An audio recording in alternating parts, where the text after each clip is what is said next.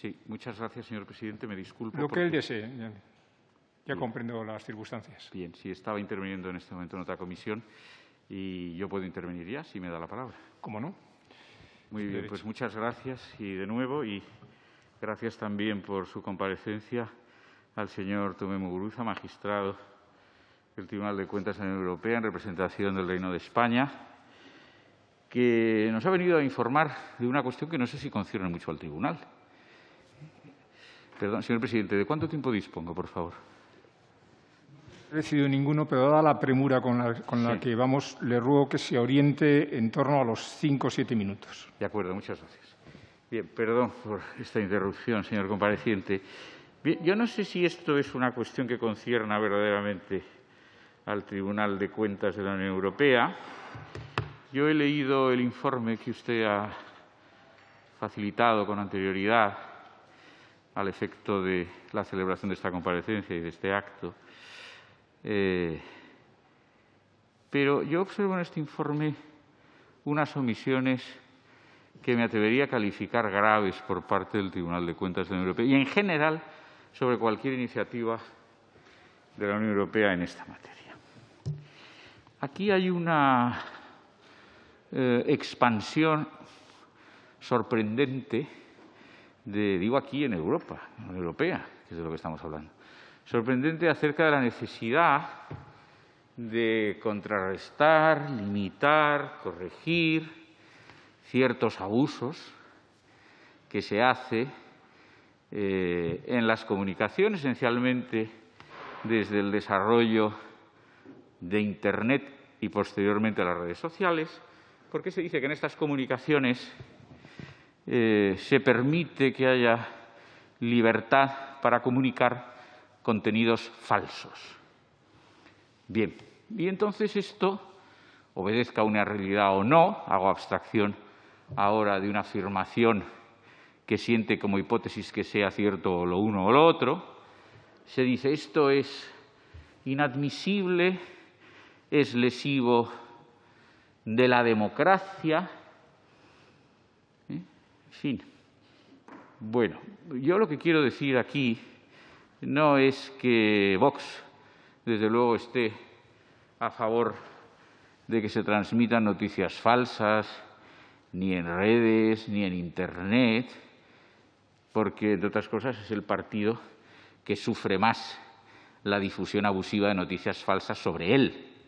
Me atrevería a decir que por todos los partidos políticos del panorama nacional, español, pero en fin, nos salvaría alguno.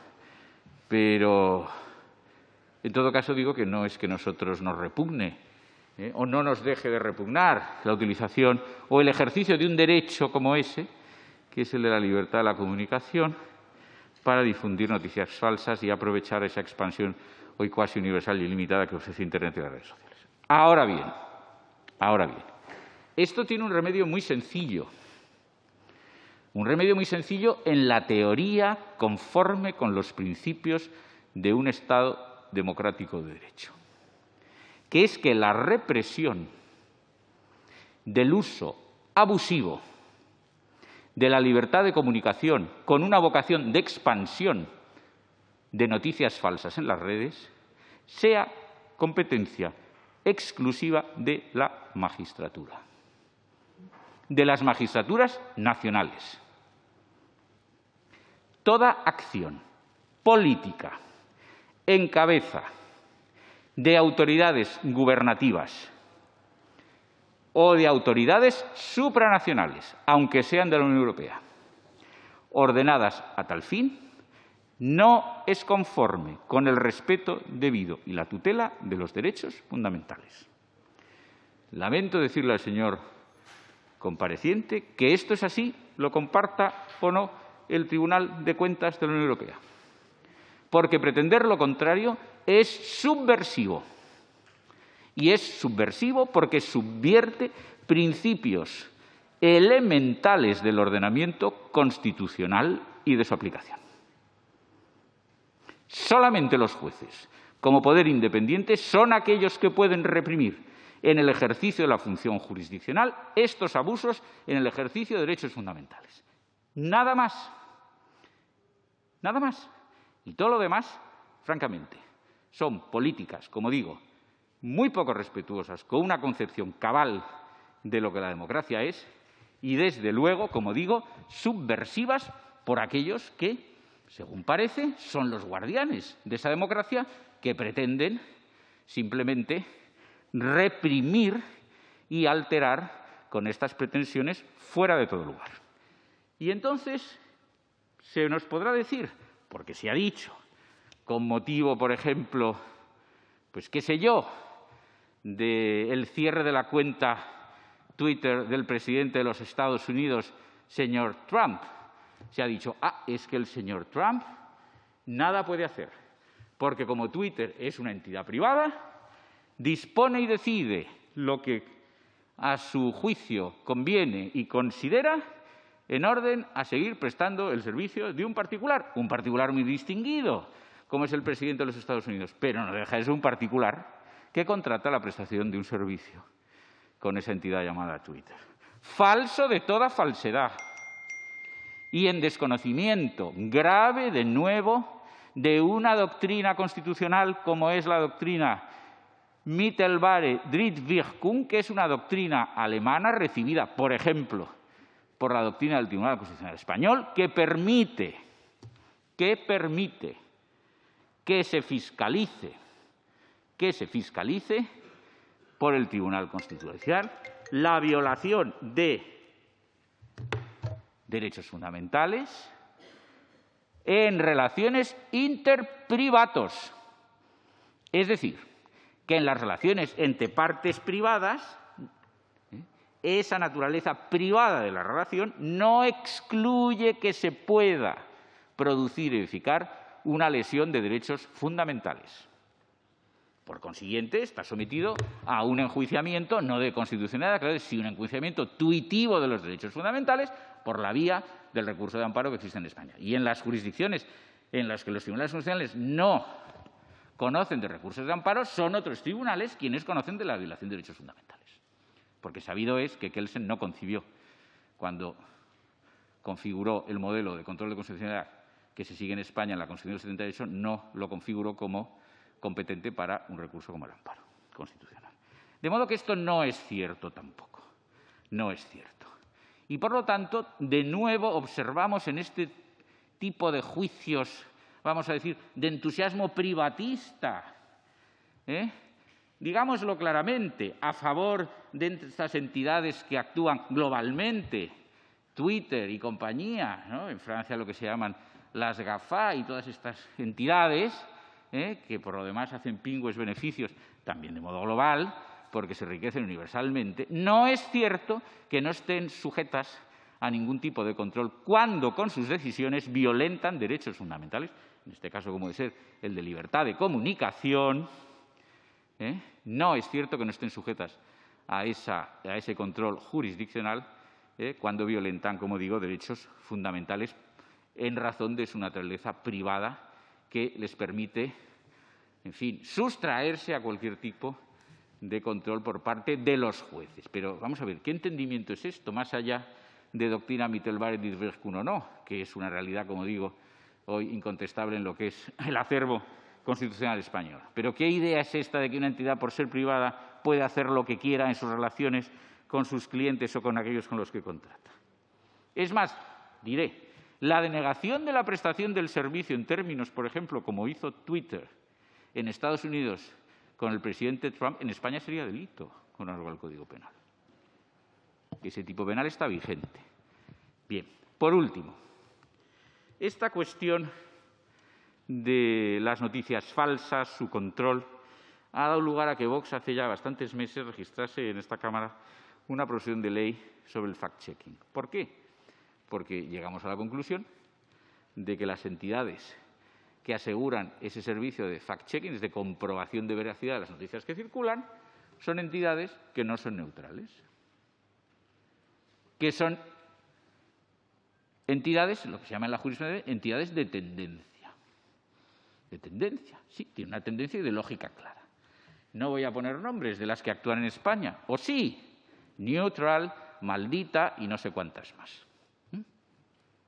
Pero vamos a ver, Si es que no hay más que comprobar quiénes son sus socios, sus administradores y quienes prestan el servicio en esas entidades para comprobar que no son independientes.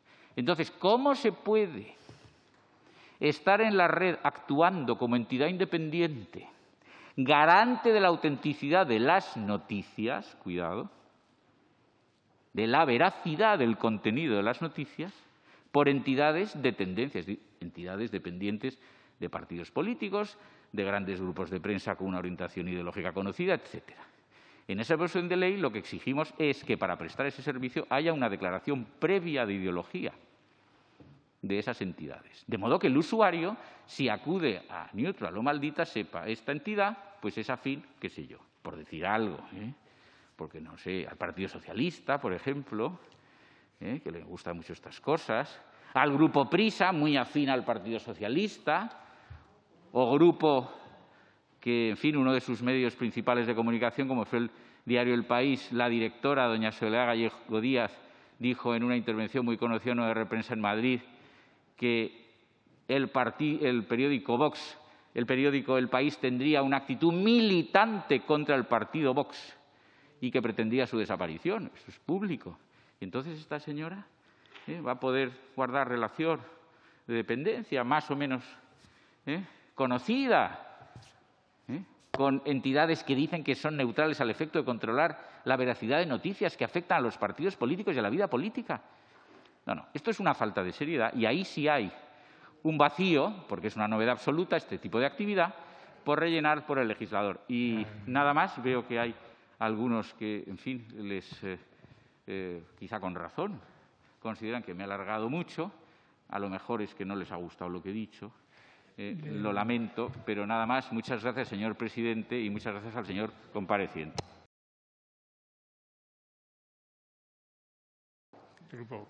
Gracias, presidente. Buenas tardes, coronel Baños. En primer lugar, desde el Grupo Parlamentario de Vox, queremos agradecerle que haya compartido con nosotros su experiencia en geoestrategia, en política internacional y en seguridad, y más concretamente le agradecemos que haya realizado durante su exposición un análisis de lo que supone el fenómeno de la desinformación en el contexto internacional actual. En pocas décadas el mundo ha cambiado mucho. Ya no se puede analizar el contexto internacional desde una perspectiva de la Guerra Fría con dos bloques enfrentados. A un lado el bloque capitalista liderado por Estados Unidos y al otro lado el bloque comunista liderado por la Unión Soviética. Ahora, para explicar el contexto internacional actual, deberíamos más bien hablar de dos corrientes enfrentadas. Por un lado, la que representan los políticos que lideran la defensa de la soberanía nacional y, por otro lado, los gobernantes que ceden su soberanía para dar más poder a los organismos supranacionales. O dicho de otro modo, los políticos que se colocan sobre la solapa de sus chaquetas la bandera que representa su nación, o los políticos que se colocan un pin de agendas ideológicas redactadas fuera de sus fronteras. En este contexto, Estados Unidos está a punto de abandonar el título de ser la primera potencia mundial, si no ha dejado de serlo ya. Y China, de manera silenciosa y sin conflictos armados, sigue avanzando peligrosamente para nuestra salud, para nuestra industria y para nuestra democracia en su posición dominante. Lo hace estableciendo relaciones comerciales con países de medio mundo sin pretender cambiar sus sociedades ni influir en sus cuestiones políticas y sin imponer agendas ideológicas en estos países. Y el ejemplo más reciente que representa este cambio lo tenemos en Afganistán. Occidente, liderado por Estados Unidos, y tras 20 años de guerras e incontables pérdidas humanas y económicas, no ha logrado cambiar ni pacificar Afganistán. Y, sin embargo, China, a través de sus acuerdos comerciales y sin pretender cambiar la sociedad afgana, ha logrado imponerse geoestratégicamente en Afganistán, en un día y sin gastarse ni un duro. ¿Qué supondrá para el mundo que Occidente pierda poder y lo gane la peligrosa, contaminante y totalitaria China? Y en este escenario, ¿qué papel juega España? Esta pregunta se la hacen muchos españoles y se la preguntan a pesar de las campañas de desinformación que sufren, que hacen que pocos españoles conozcan las amenazas internacionales sobre nuestra soberanía. ¿Pero de dónde procede esta desinformación? Como ha señalado usted, buena parte del origen de esta desinformación también procede de los medios de comunicación. Noam Chomsky, lingüista, filósofo y politólogo estadounidense, afirmó que el propósito de los medios masivos no es tanto informar sobre lo que sucede, sino más bien dar forma a la opinión pública de acuerdo con las agendas del poder corporativo dominante. Esta frase explica muy bien las campañas de desinformación que han sufrido recientemente los españoles ante conflictos internacionales. Y es que los españoles están acostumbrados a ver cómo nuestros medios de comunicación se olvidan de defender los intereses de España en el mundo.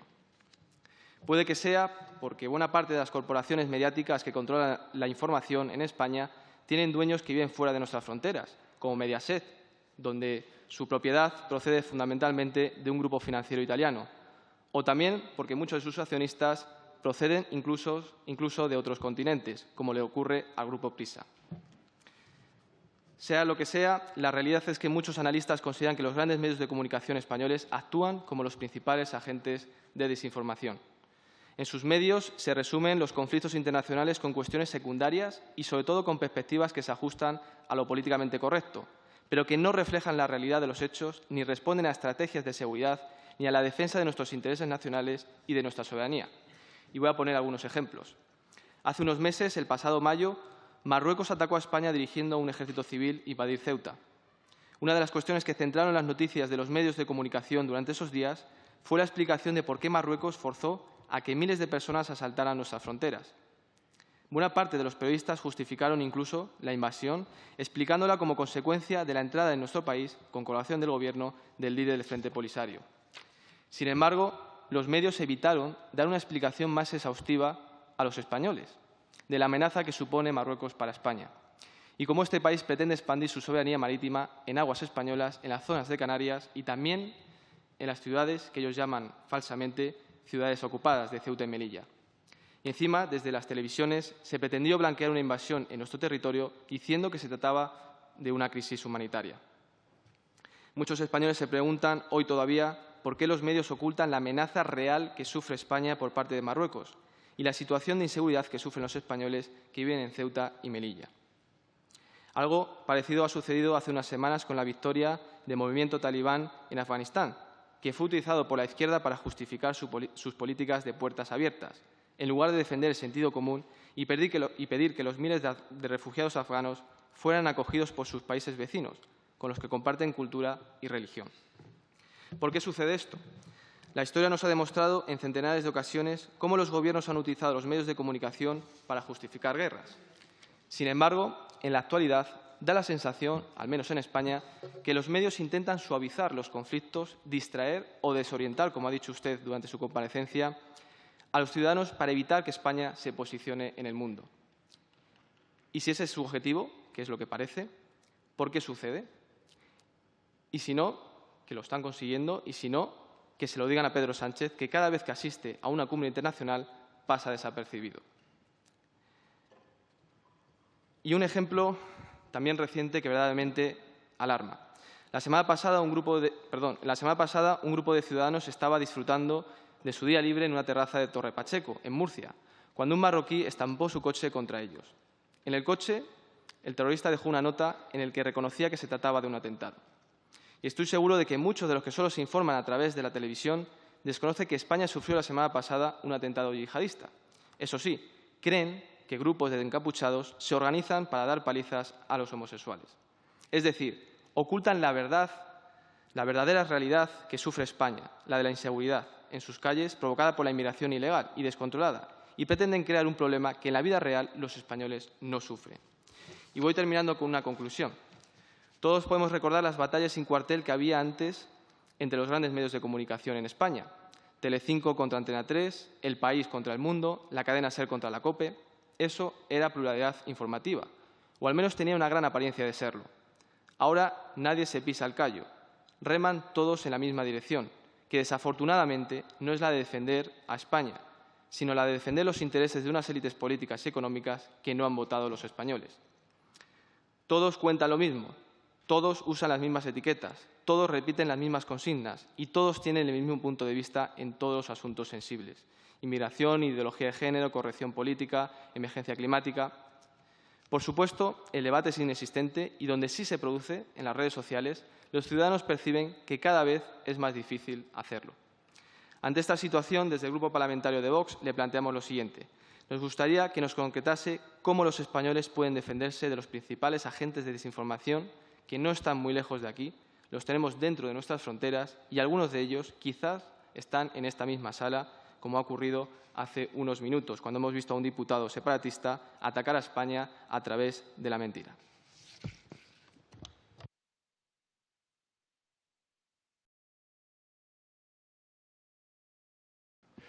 Sustituyendo a Macarena Olona, pero ¿Cómo no? me ha Sí, resultado muy interesante la exposición. Si no le importa que ponga un par de opiniones o preguntas o consideraciones. Sí, bueno, me ha parecido muy interesante esta exposición, también la anterior.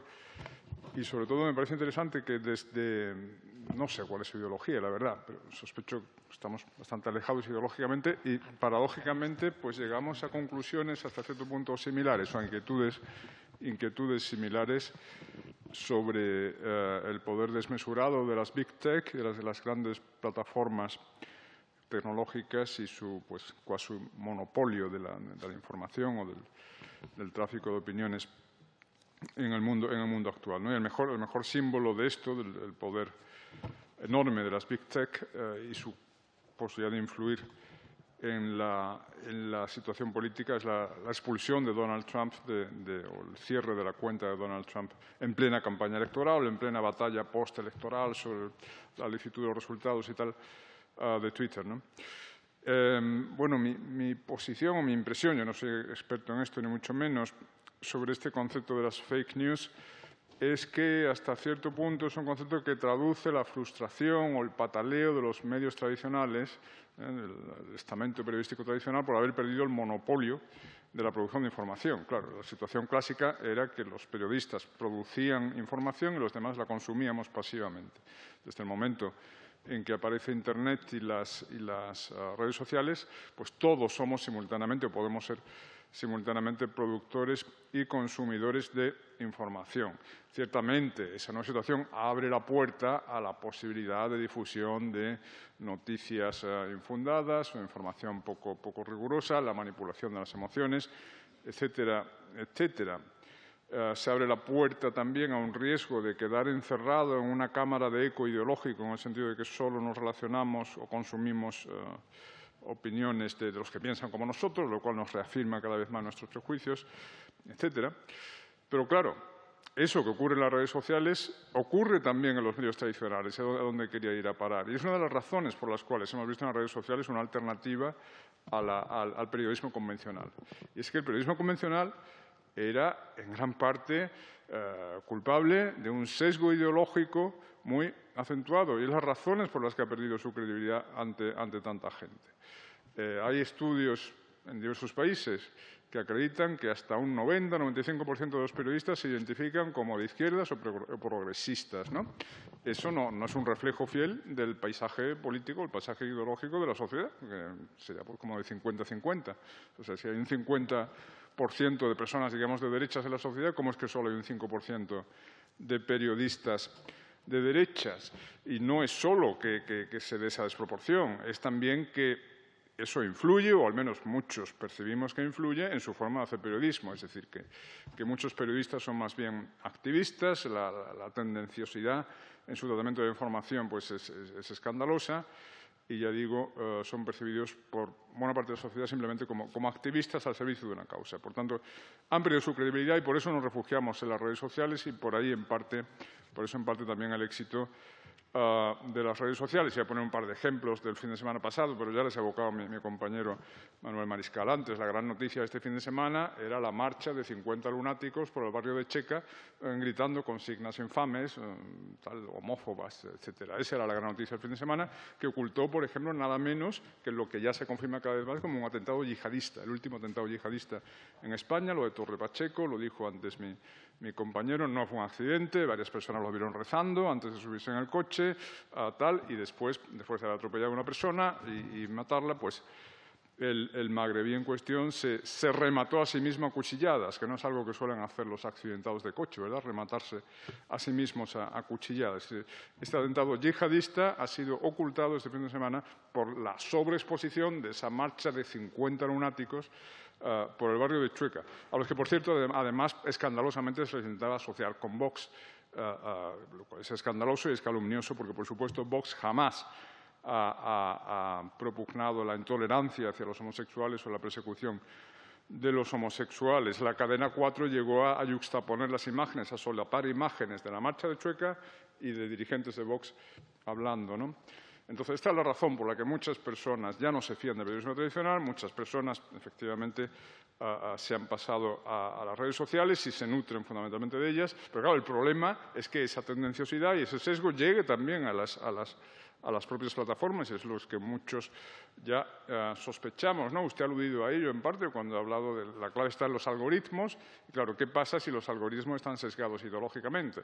De tal forma que cuando yo busco en Google, pues Google me dirija, le dé prioridad al tipo de informaciones que ideológicamente son más consonantes con la línea editorial de Google, que ese es el problema, que es que no son plataformas neutrales, sino que son medios de comunicación de nuevo cuño con su propia línea editorial, que es lo que decía Trump, y por eso quería aplicarles la regulación de los medios de comunicación en una de las plataformas tecnológicas. Y este sesgo ideológico se traduce no solo en los algoritmos, sino también en la censura ideológica que empieza a haber en las plataformas. Le está hablando una persona que ya ha visto cerrada su cuenta de Twitter 3 veces. Y le aseguro que yo jamás amenazo a nadie, ni insulto a nadie. Una de las veces me la cerraron por decir un hombre no puede estar embarazado. Un hombre no puede estar embarazado cuando los medios hace 4 meses daban la razón de que por primera vez un hombre da luz en España. Entonces yo dije, no, eso no es un hombre, es una mujer con útero y con cromosomas XX que ha tomado hormonas masculinas y por eso ha desarrollado algunos caracteres sexuales masculinos, secundarios masculinos, pero es una mujer, si no, no hubiera podido dar a luz. Bueno, pues por eso me cerraron la cuenta. Es decir, que, digamos, muchos nos habíamos refugiado en las redes sociales frente a la tendenciosidad de los medios tradicionales y ahora vemos que las redes sociales también pueden estar cayendo presas pues, de un dogmatismo que resulta coincidir con el de la identity politics, neomarxista, etcétera, es la nueva religión de nuestro tiempo, la ideología oficial, y esta es nuestra inquietud. Bueno, gracias. No sé qué le parece mis inquietudes.